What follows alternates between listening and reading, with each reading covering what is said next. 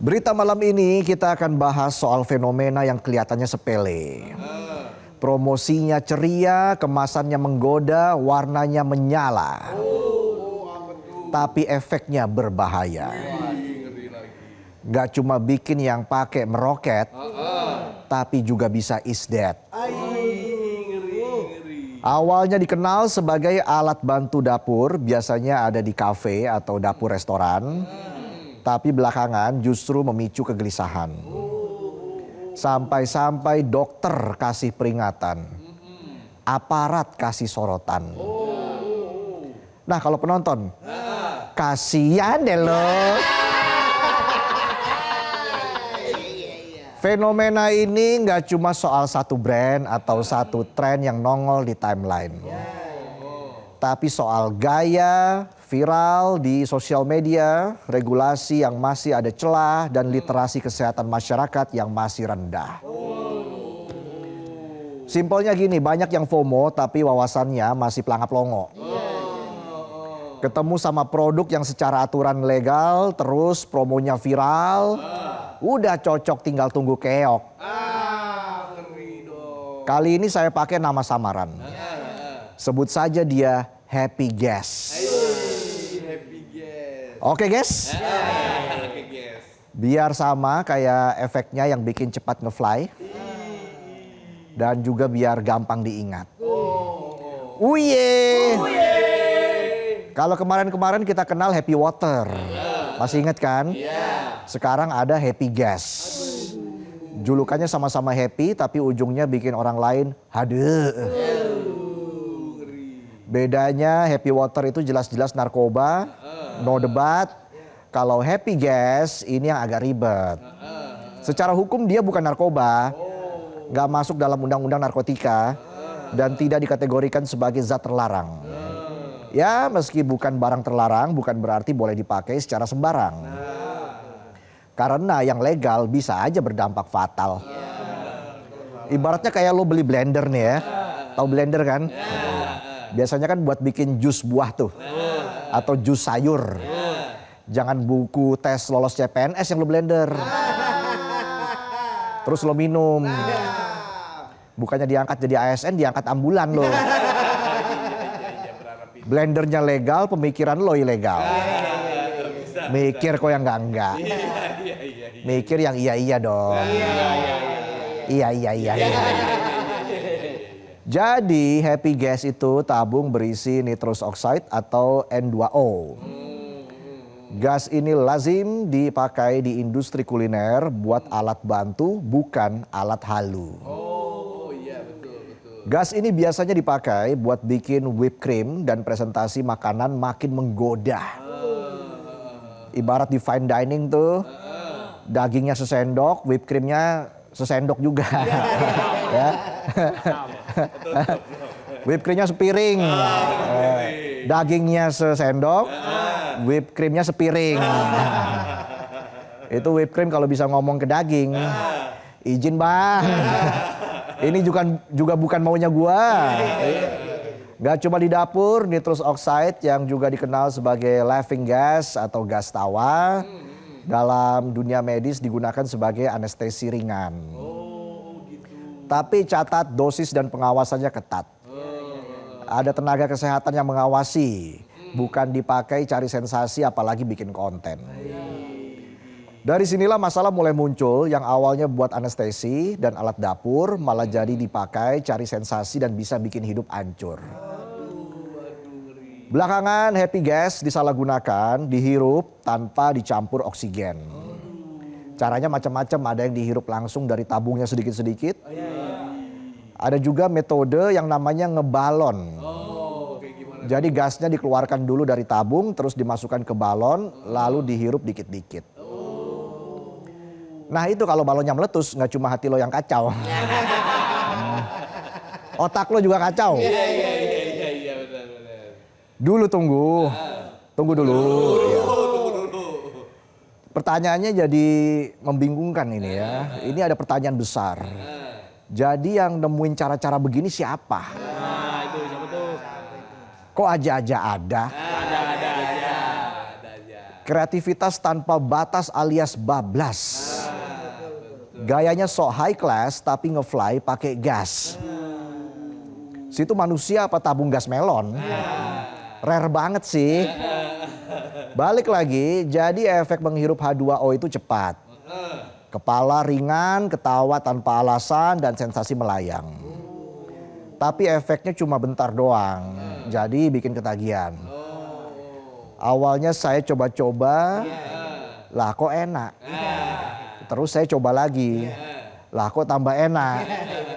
Akhirnya saya coba terus, lah kok lewat. Uye.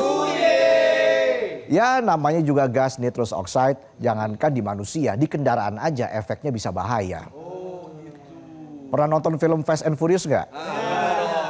Nah itu kan mobilnya dipakein NOS, nitrous oxide system, biar ngebut. Nah kalau keseringan dipakai bisa jebol mesinnya. Sekarang bayangin aja, gas yang sama lo masukin ke badan, organ lo ngedrift. Badan lo chilling, tapi jantung lo clubbing. Tembak langit. Banyak dokter sudah mengingatkan menghirup nitrous oxide secara langsung bisa menyebabkan kekurangan oksigen dalam tubuh atau hipoksia. Hipoksia. Nah, kalau penonton sia-sia. Kerja 30 hari gajinya habis 30 menit. Sia-sia. Kerja keras kayak Iron Man. Gajinya kayak Ant-Man. Gaya hidup kayak Batman. Keluar malam doang. Kalau siang takut ditagih utang. Kurang-kurangin lah selfie sama KTP. Jadi hirup N2O itu dampak awalnya bisa pusing, mual, gangguan koordinasi sampai hilang kesadaran. Dan kalau sudah parah, tekanan darah drop, bisa memicu gangguan irama jantung, dan efek ngerinya bisa bikin yang memakai itu mendadak KO. Meninggal dunia, meninggoy alias is dead. Jadi efek happy gas ke tubuh itu bukannya bikin happy tapi ngeri. Dan bahaya jangka panjangnya bisa mengganggu metabolisme vitamin B12. Vitamin yang penting buat saraf dan pembentukan sel darah. Dampaknya pengguna bisa mengalami kerusakan saraf permanen. Tangan dan kaki bisa mati rasa. Gangguan keseimbangan. Kelemahan otot. Sampai depresi dan perubahan perilaku. Mirisnya banyak yang baru sadar pas kondisinya sudah terlanjur parah. Pokoknya ngeri. Dampaknya mirip banget kayak kondisi penonton. Ya. Tangan dan kaki pegel, otot lemes, keseimbangan finansial goyah. Ada perubahan perilaku, kadang bengong, kadang gibah. Bedanya penonton bukan karena kebanyakan pakai gas, tapi kebanyakan tugas. Kalau efek happy gas masih ada ketawanya, lah penonton nggak ada ketawanya. Ini aja ketawa karena tugas. Memang Batman semua. Sorotan ke happy gas makin tajam setelah dikait-kaitkan dengan kasus kematian publik figur, meski penyebab pasti kematiannya masih diselidiki. Tapi fenomena penyalahgunaan N2O harus jadi peringatan. Gas tawa jelas bukan buat bercanda. Karena yang kelihatannya aman, kalau salah penggunaan bisa jadi mematikan. Badan Narkotika Nasional ikut angkat suara. Mereka bilang meski tergolong barang legal, BNN menilai penyalahgunaannya punya potensi fatal. Apalagi kalau dikombinasikan dengan alkohol atau zat lain alias polydrug use. Resiko gagal nafas dan serangan jantung akut jelas makin besar. Artinya ini sudah bukan urusan gaya tapi urusan nyawa. Dari sisi hukum, posisi happy gas masih ngambang. Nggak masuk daftar narkotika atau psikotropika tapi bisa dijerat undang-undang kesehatan jika menimbulkan bahaya atau korban. Masalahnya penegakan hukum kita sering telat. Baru gerak setelah ada yang KO. Bukan mencegah resiko. Dan urusan Happy Gas ini makin bikin curiga pas kita lihat cara produk ini dipromosikan. Promosinya agak jauh sama tema makanan. Malah cenderung menonjolkan gaya hidup.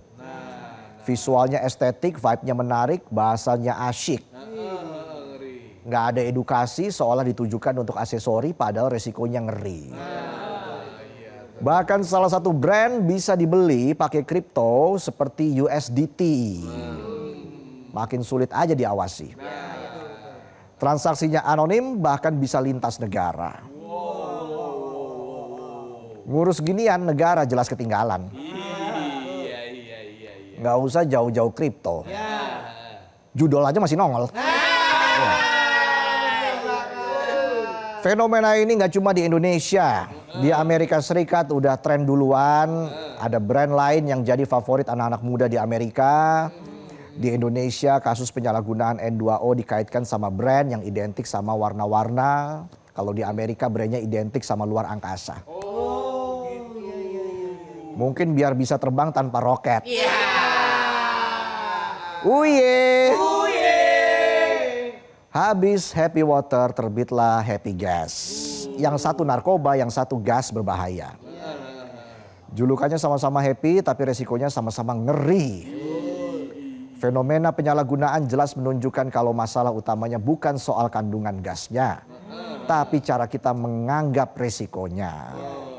Ketika iklan mengalahkan peringatan dan pengawasan selalu ketinggalan, yang tumbuh bukan kesadaran tapi kerusakan. Edukasi cuma jadi alibi, halusinasi dinormalisasi. Jika kita terus menganggap mabuk Happy Gas sebagai gaya hidup seru, jika produsen terus bersembunyi di balik celah hukum dan desain lucu, dan jika negara baru bertindak setelah korban jatuh, maka ke depan ancaman akan terus muncul lewat kemasan lucu, dan yang kita wariskan bukan generasi tangguh, tapi generasi candu.